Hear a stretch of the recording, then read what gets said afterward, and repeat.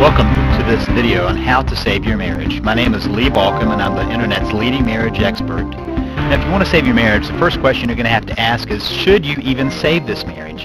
That's a pretty tough question to ask, and I'm going to ask it up front because you see 100% of marriages have problems. Every single marriage has problems. About 50% survive those problems, so it's almost a coin toss. Now understand that divorces do not end relationships, and they often only complicate them. I say that because many people have this fantasy that once they're divorced, they don't have to deal with this other person, and they are sadly mistaken.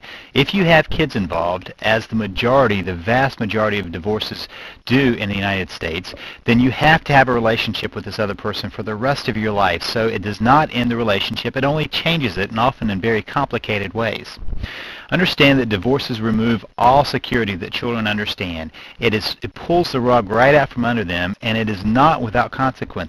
There have been studies that have shown that kids are not affected by divorce, and every one of those studies has been shown to be flawed. There are consequences. Kids can make it through life from a divorce. We all know that, but there are consequences to divorce, and they are negative consequences for kids.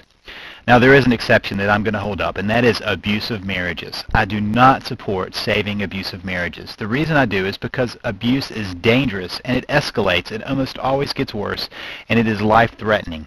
So I cannot condone saving abusive marriages. But beyond that, I do think that marriages should be saved, but that's a question you're going to have to face. So if you've answered that yes, you do want to save your marriage, then you have to answer the question of where to start. Now, the only place you can start is with yourself. And in order to start with yourself, you have to stop the panicking, stop the begging, stop the arguing, and calm down. Our first initial response when somebody says, hey, I want a divorce, I want out of this relationship, is to get into panic mode. The problem with panic mode is it puts us in a very primitive way of relating. And that primitive way of relating is either fight or flight. We either want to struggle with them, that's where the begging and arguing come in, or we just kind of walk away from it.